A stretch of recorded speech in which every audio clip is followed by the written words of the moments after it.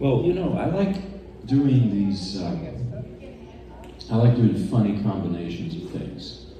Things that don't work, not only in music. Like, have I told you about my high school French teacher? Yeah, well, I grew up, you know, in New Jersey. And go to French class, and there's this lady, and she has the thickest Queens or Brooklyn accent you could imagine. And she says, "All right, everyone, welcome to French class." And we're all thinking, what? And this friend of mine was saying, she's really going to teach French? And then she's talking, she said, you know, by the way, I grew up over there in France. I was born there, and then I met my husband in Queens and moved over here. And she says, all right, let's start talking French. Bonjour, classe, maintenant, on parle français. And she's perfect French, oh my gosh. And then she stops and says, are you following me? You know, contrast is what I'm trying to say. And I like to do that in music, too. I have a very good friend who came out with a movie recently. It's called Don't Tell Larry. It's a wonderful movie. It's kind of a dark comedy. And there's the theme song to it he wrote. It's just that. This ominous melody, sort of a motif. And what I thought I would do is play it in the style of various classical composers that you throw at me. Would you mind? And you can think outside the box. It doesn't have to be the usual Mozart, right? It could be somebody a little... Anybody? You mentioned Chopin. Maybe I'll try to play that in the style. Oh, Tchaikovsky. Okay. Earl Garner. I can try. All right, so here's Tchaikovsky. So y'all, if you're on the front row, I'm videoing, so smile.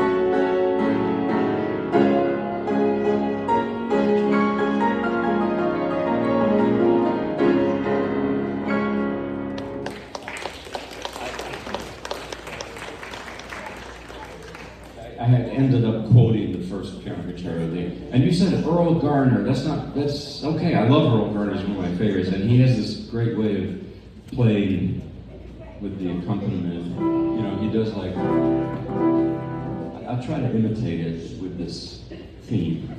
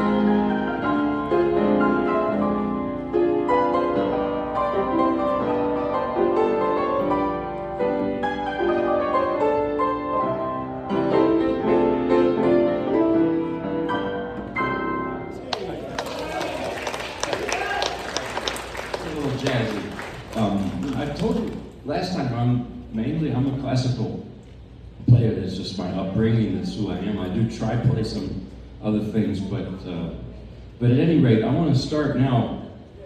Some of these I may have done last time, but a lot of them I've learned since we've last met. The first piece is a Gluck melody from Orpheus.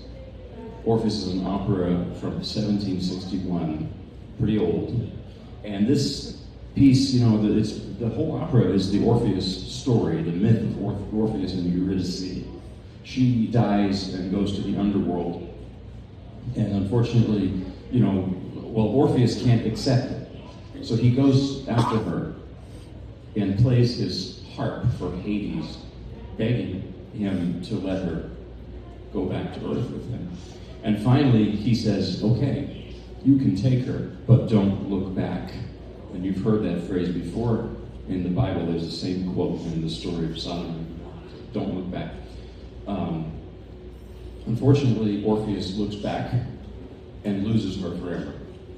In the opera, because this is the era of Rousseau and Voltaire, and they were more, they didn't like tragic endings like that, I would say. Eurydice comes back at the very end in the opera, and they have this big party, and everyone lives happily ever after. There's a part of the opera, it's an instrumental interlude, no singing, with dance, and it's called Dance of the Blessed Spirits. And that is where this famous melody comes from. The piano version I'm playing tonight is an arrangement by Italian composer Giovanni Scambati from the 19th century. And it's a beautiful arrangement that's one of those things that's not so fashionable to play anymore now, which is what I like about it. In other words, you might hear this piece or a piece like it, in a recital in 1903. Rachmaninoff was especially fond of playing this piece. So, here's Gluck Scambati melody from Orpheus.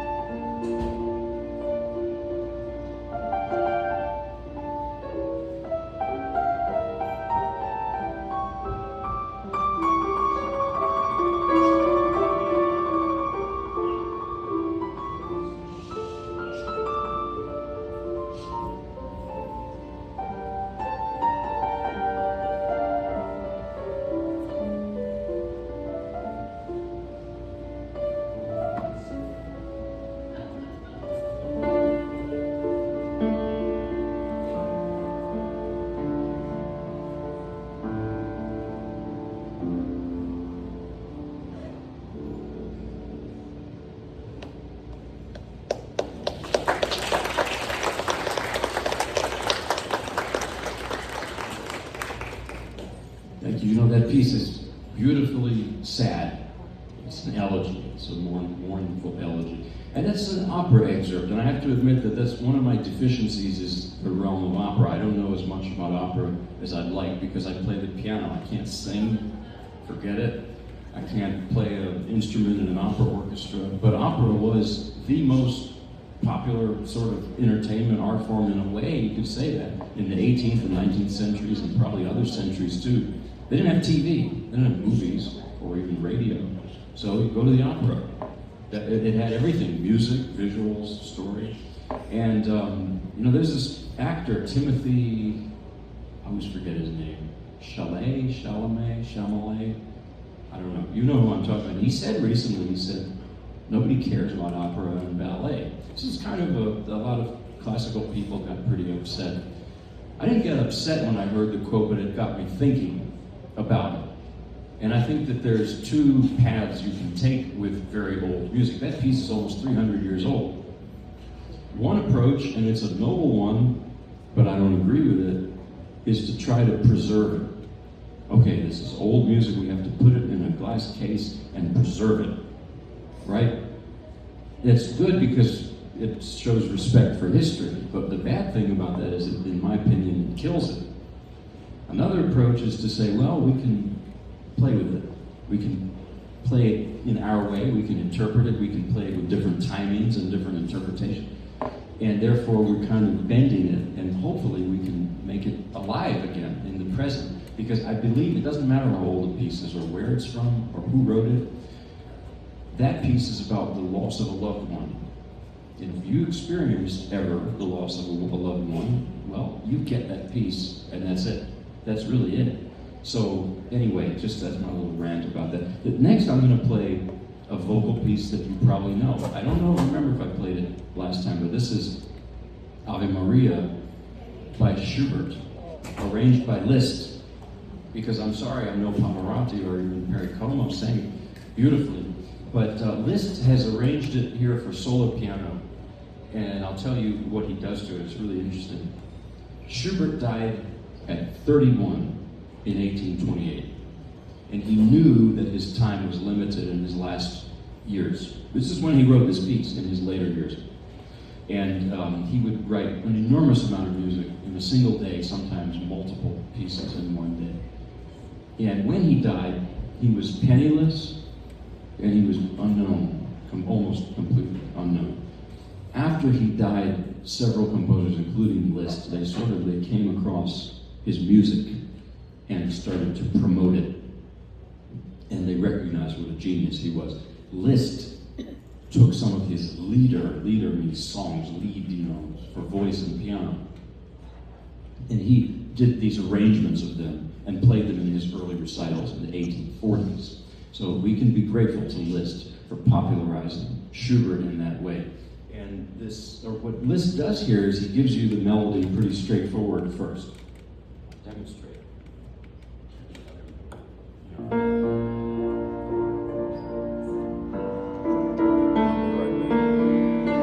It's pretty, he doesn't change it. But then verse 2, he changes it.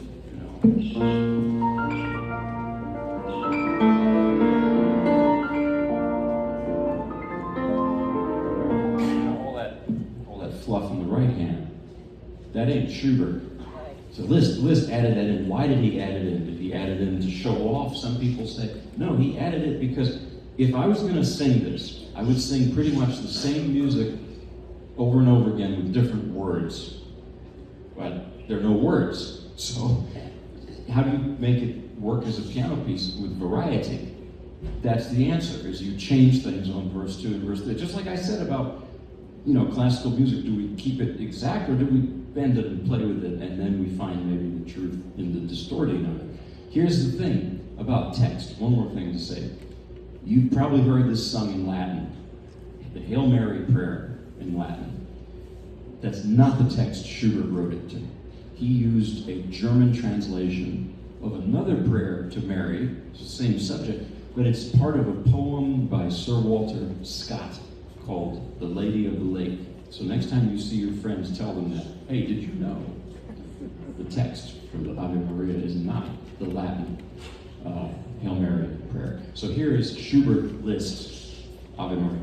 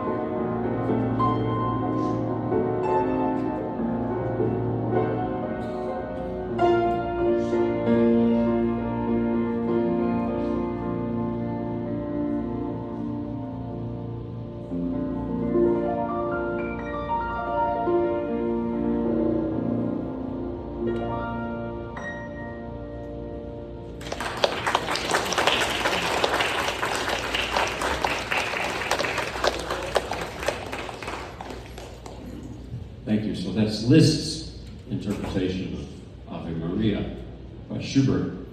There's another Ave Maria by Gounod. Gounod took Bach and he composed a melody over that. I'm going to learn that next. So next time, there's piano. Georges Bizet arranged that for solo piano. I like doing arrangements because you can take music that's not for the piano. I can pretend to be a singer. At the end of that, I was pretending to be Pavarotti or someone singing and belting out that Ave Maria. But singing, I'll have friends who say, "Oh, you should try singing. You should try it. Really, anyone can sing." And then I open my mouth and they say, "Well, apparently not anyone can sing. Maybe you shouldn't." Very encouraging. I'd like to play you an original piece by Liszt now. This is the Consolation number 3. And the word consolation, there's some poems by the French poet Lamartine, Alphonse de Lamartine, called Consolations. Liszt uses that word. And we were talking about Chopin earlier. Liszt wrote this piece in 1849 after the death of Chopin. Chopin was a big friend of Liszt. I don't think Chopin considered Liszt to be his friend, though. In other words, it wasn't the other way around. What do I mean by that? If you read Chopin's letters, oh boy, he could be a prickly person. He looked down at Liszt a lot. He didn't really like Liszt. But Liszt liked Chopin a lot. There's stories about this where Liszt was performing Chopin's music and embellishing it and adding his own stuff. And Chopin was furious, pulled him aside, and he said, "If you're going to play my music, play what I wrote, for goodness sake." So, but Liszt learned a lot from Chopin. He learned poeticism, subtlety, all of that. Because I think Liszt, initially, he had the fire and the virtuosity, but he deepened his music through Schubert and Chopin, I think. So, this piece is in the style of Chopin. It sounds like a Chopin knockoff.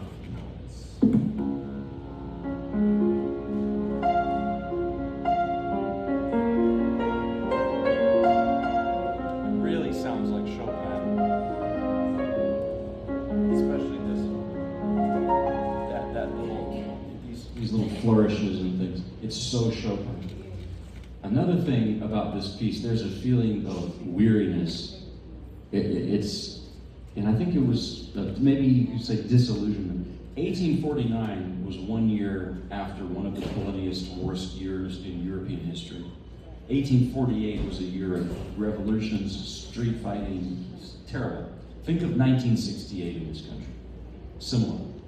And I feel the disillusionment or something in this piece as well. So this is uncharacteristically introverted for Liszt. Here is the Consolation number 3 by Franz.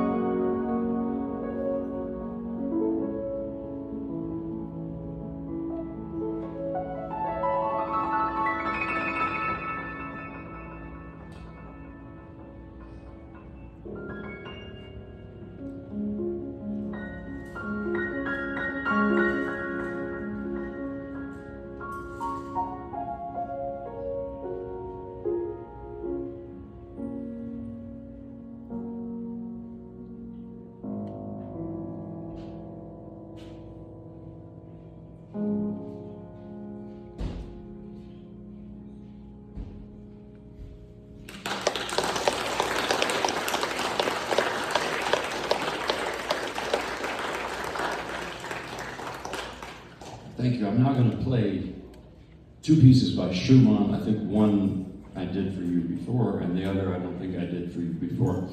This first one is one of the Paganini studies, so it's really a hybrid of Paganini and Schumann. Maybe it's more Schumann than Paganini. I don't know. When you have an arrangement like this, it's kind of 50-50 often times. So I'll tell you first about Paganini, who was I call him the rock star at that time, early 1800s. Think of somebody like Elvis or Little Richard or Jimi Hendrix or you name it. That kind of force of personality, and that the people either loved or hated them and nothing in between. Paganini was like that. His detractors, they said the man he's possessed by the devil. Probably heard that before. There was a blues musician, who was it? That Robert Johnson, that people said he sold his soul to the devil. You know, that this is an old myth that there is, and it's as old as the hills, even in Paganini's time. But the Romantics, people like Liszt and Schumann, they adored Paganini. They wanted to be like him. You know, they wanted to be that electric. You know, imagine this time period between the 18th century and the 19th century. You had revolutions, American Revolution, French Revolution, the monarchies were falling, and even the whole, you know, Versailles, the people with the powdered wigs, like that whole world was going. And there was this new thing coming, you could call it romanticism or whatever, and Paganini was like, maybe Beethoven and Paganini, you know, they were at the forefront of this change. So I'm going to play you, this is one of Schumann's early pieces. It's an arrangement. He did 12 arrangements of Paganini caprices. And Schumann himself was fascinating because he was kind of he wasn't like, he's the opposite of Mozart. He wanted to be a novelist. That didn't quite work out. He wanted to be a virtuoso pianist, but he wasn't a prodigy, so he started practicing like crazy. Got a contraption to strengthen, so he thought, to strengthen his pinky finger. It actually destroyed the muscles in his hands. So that didn't work out. His piano teacher, Frederick Wieck, he was in love with the daughter, Clara Wieck. They couldn't get married. Frederick Wieck didn't like Robert Schumann. He said, this guy's a beatnik, he's a bohemian. I don't know, they didn't have beatniks then, but you know what I mean. Didn't like him. And they finally did get married, Clara and Robert, but that was later. So, and then, you know, finally, it's like after everything didn't work out for Schumann, he finally turned to composition. And maybe, thankfully, he stuck with it because he's one of the best composers. Schumann also, he had bipolar disorder. And I think you hear it in his music. Like this piece, it's manic. It's just manic. The original violin piece by Paganini, it sounds almost sparkly, because you had... You know, Paganini was from Genoa, it's now Italy. There was no Italy back then, but Schumann was from Zwickau, it's now East Germany. So it's a different climate, it's a different mood. Schumann, in his arrangement, transforms the piece into something different. I'll show you that same music. Listen to Schumann.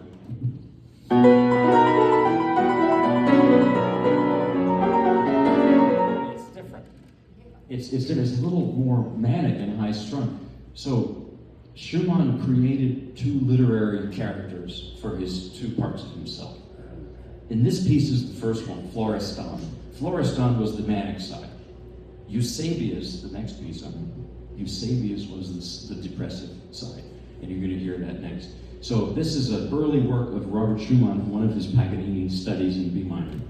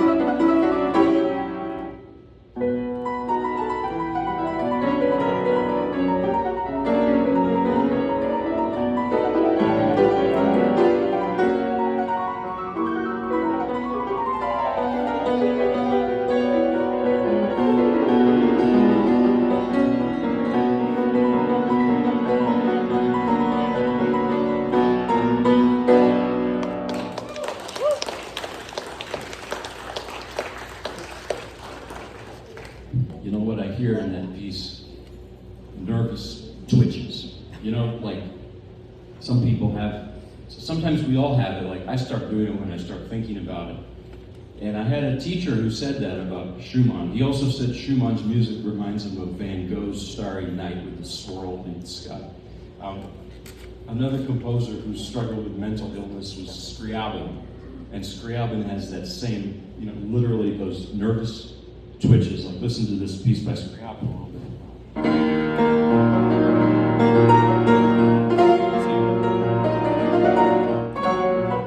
You know, that rhythm, it's like it's supposed to not flow like the Schubert or the Gluck.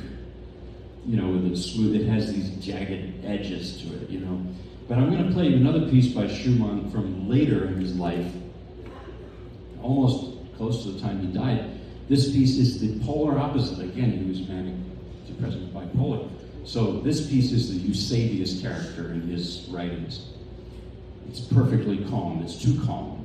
It reminds me of the kind of calm I saw a friend who's over 100 fought in Iwo Jima in the Second World War, and he, around Christmas, he was in that calm state, too calm. He was telling me things like, you know, I'm not feeling good, and I was really sad. But then I saw him like 3 weeks ago, and he was all upbeat and happy and energetic, and I said, you look great, what's going on? He said, you must be wondering what happened to me. I said, what happened? He said, well, I got into 3 arguments with people earlier this month, and those arguments brought me back to life.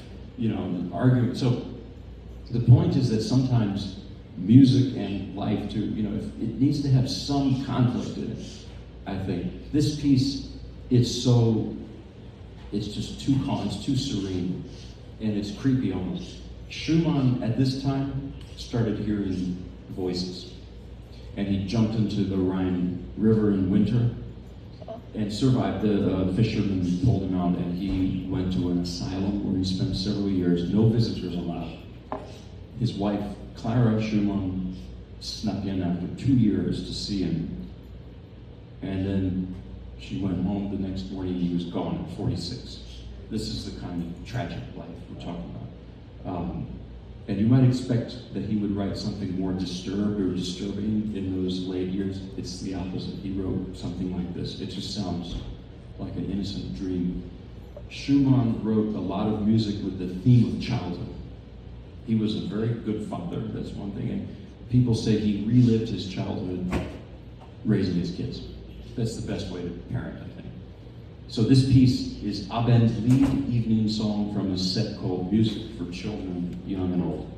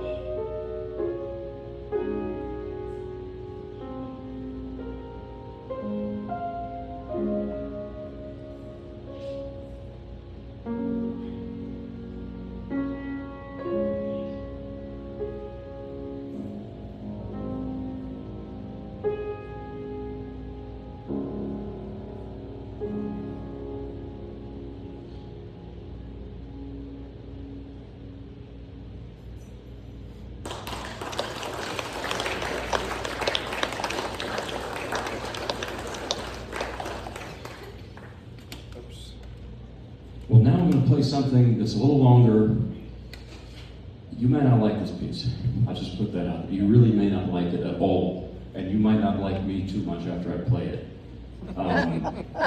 This is a piece from the middle of the 20th century, and it's very dissonant. So just as a disclaimer, you're gonna hear things that sound, you're gonna hear it. You're just gonna hear that.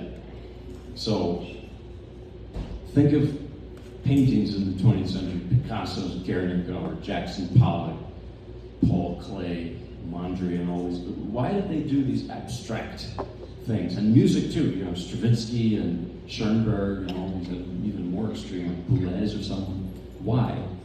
And I think the answer is because the 20th century was such a traumatic century. How could you write something like the list Consolation number 3?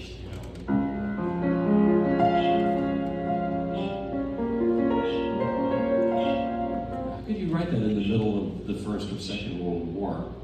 It just doesn't work. And the music changed to fit this reality. And I wish I could say the 21st century was better than the 20th, but I don't know. But so this piece is, is all about this. This is Lutosławski, who was a Polish composer. This is his Paganini variation, so it's based on the 24th Caprice of Paganini. But what he does with it is very, very interesting, very different. He wrote this piece in 1941 during the Second World War in Warsaw. So here's the story of Lutosławski. He was a Polish, an officer in the Polish army. And then, in the beginning of the Second World War, 1939, the Polish army was surrounded on one side by the Nazis and another side by the Soviets. And it collapsed. His brother died at the front. And when it was clear that the army was just, he walked back to Warsaw. And to make ends meet, he played piano in bars with his friend Andrzej Panufnik, another composer. And in the daytime, they would play popular music arrangements, Polish folk songs, things like that. But at night, and this is what they really lived for, at night they would do these secret performances of their compositions, which oftentimes sound like, it has some dissonance. I mean, they're brilliant. I'm not trying to put it down. But I'll tell you something, that the totalitarian governments like the Nazis and the Soviets, they don't tolerate that kind of music. No way, because it's too unusual. Everything needs to be, square and in line for them.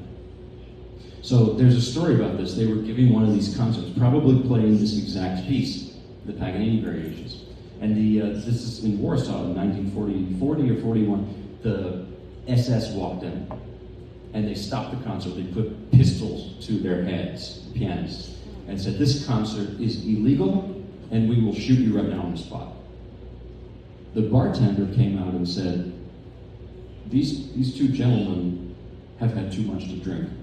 That's why their music sounds so weird. Please let them go. So this is what life was like at that time. So if you find parts of this piece excruciating, well, yes, because it was excruciating to be there. I will say it would have been even worse if he was in the Warsaw Ghetto, if he had been Jewish. It would have been even worse. But this was his experience. And then when Warsaw fell, Lutosławski, he only managed to take one piece of music he'd written up until that point with him. Everything else was lost in the war and the fires and the rebel. He managed to take this piece with him. So the original piece is for 2 pianos. In 1978, he made it into a piano and orchestra piece. So what I've tried to do, and it's crazy, but it's too late to go back, is I try to smush all the parts into one piano. So it's tricky as all get out, and I'll do my best with it, but yeah. So here it is, Paganini by Lutosławski, Paganini variations of Lutosławski. I will say, so most of it is this heavy, heavy stuff. There's one variation right in the middle that just sounds like Gregorian chant or something. It's so beautiful.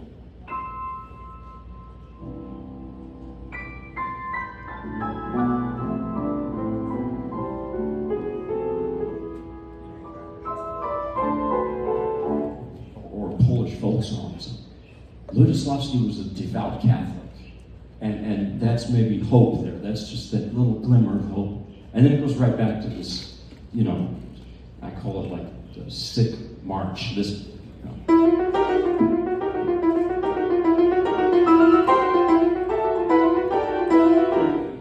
can just see the soldiers, the Nazi soldiers marching. And it's got this really twisted thing. So another thing people told me that some people really hate this piece. Some people have told me very interesting things. They say it sounds dystopian, or they say it reminds me of current events today. So I'll play it. Here it is. Ludoslavsky Paganini Variations, 1941. I warned you that it's going to be different.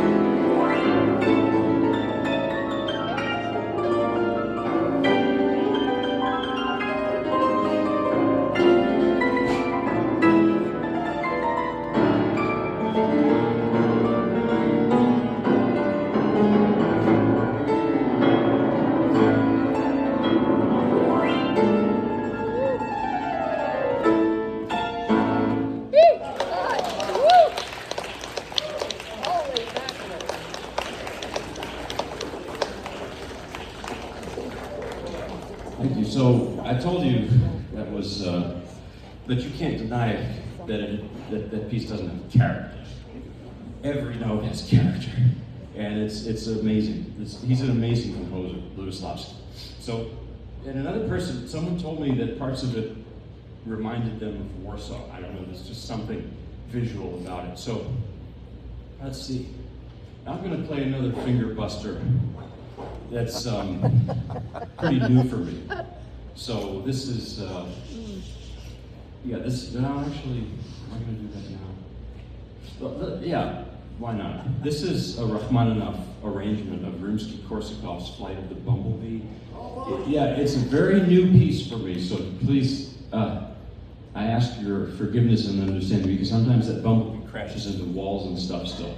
So I learned it because I thought I would commemorate what's happening in nature right now in North Carolina. We're getting those obnoxious guys flying around, buzzing around.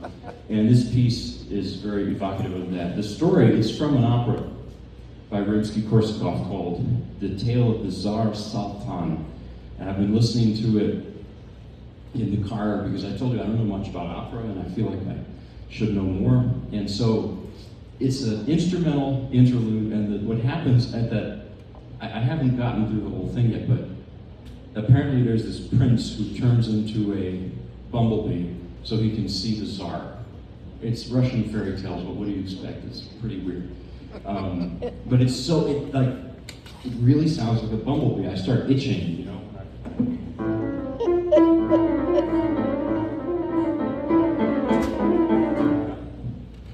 So I hope you experience that when you hear this. I was playing this for my 4-year-old and I told him, this is a bumblebee.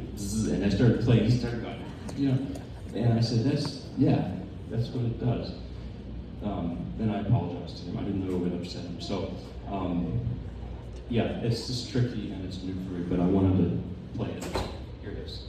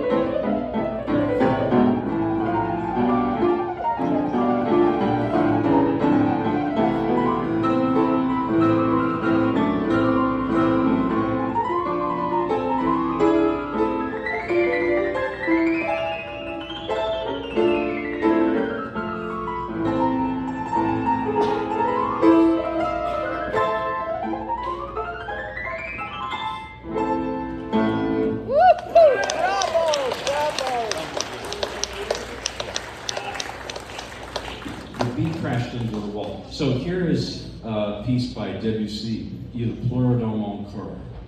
It rains in my heart. This is a song by Debussy, and again, I can't sing, sorry.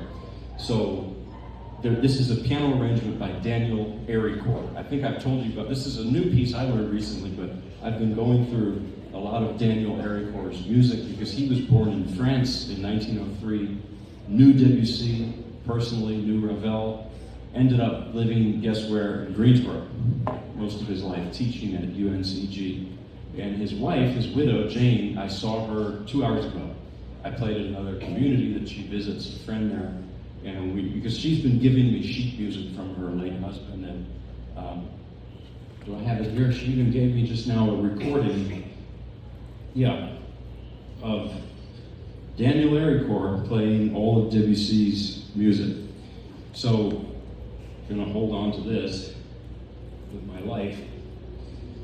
So this is a very tricky arrangement of a beautiful vocal piece by Debussy. And the title, Il pleure dans mon cœur, it really sounds like rain, gentle rain, not hurricane rain. as much as the Bumblebee piece sounds like a bumblebee. I'll show you what I mean.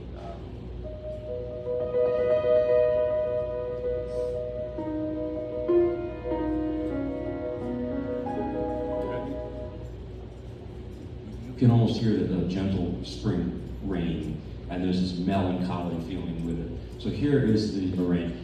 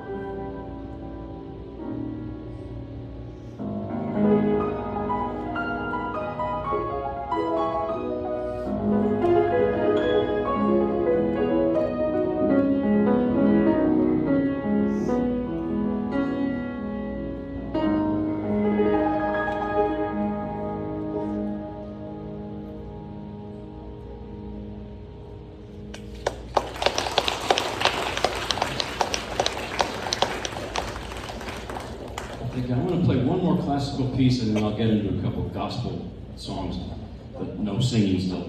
This is from Rachmaninoff's Paganini Rhapsody, which was written only about 6 years before the Ludoslavsky in 1935. Rachmaninoff, unlike Ludoslavsky, he kept his old style, romanticism. He didn't write any dissonant stuff, really. This piece is from, it's the 18th variant, so the Paganini Rhapsody is based on that same 24th Caprice. Here's the beginning of it.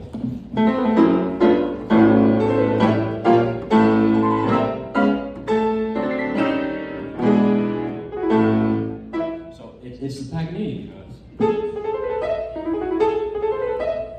But in the 18th variation, which I'm going to play one day, I'm learning the whole thing, I'll play the whole thing, he turns it upside down.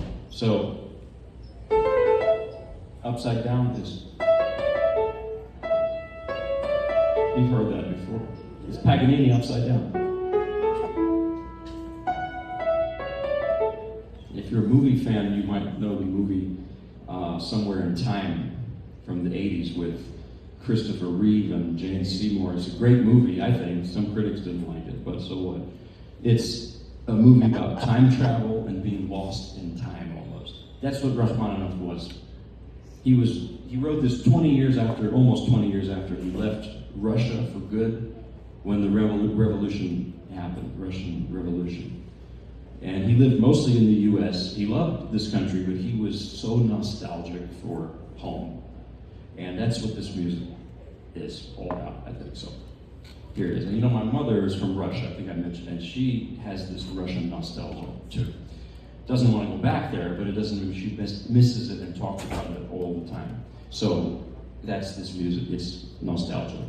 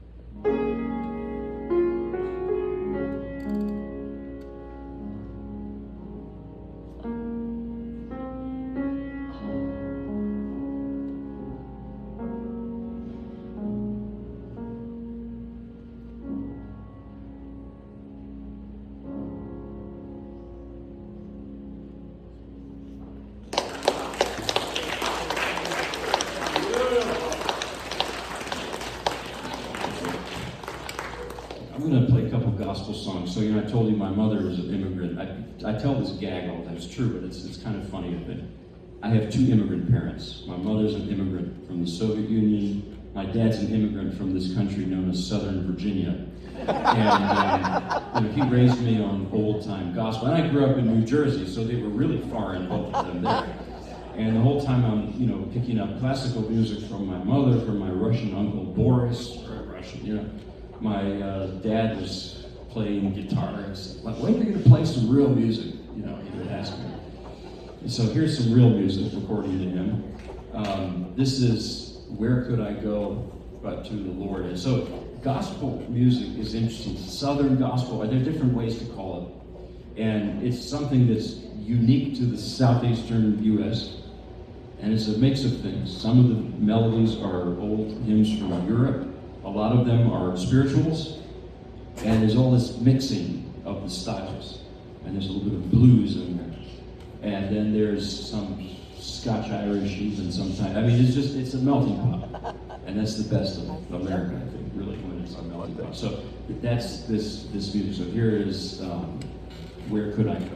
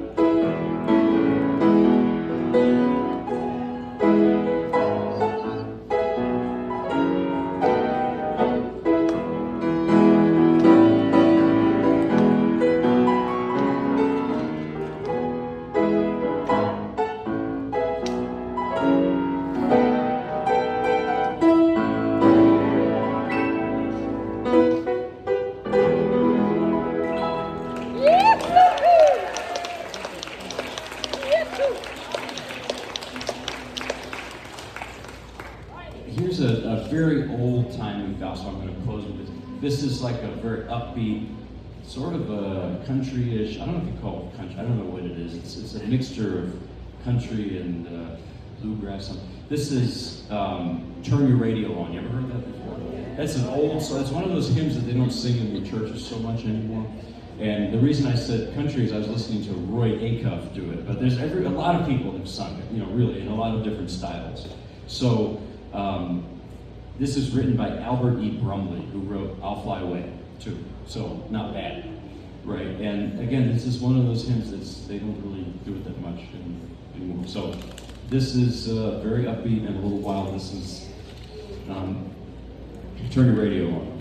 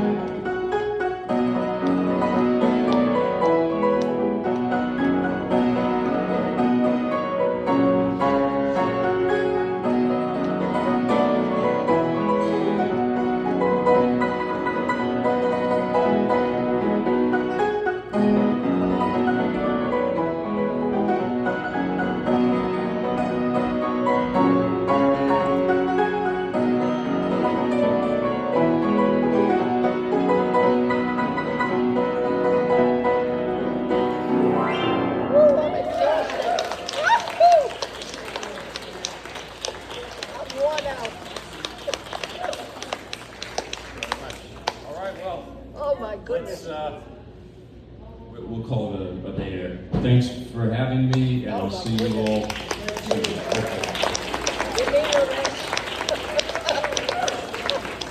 Oh my God. I'm still recovering from my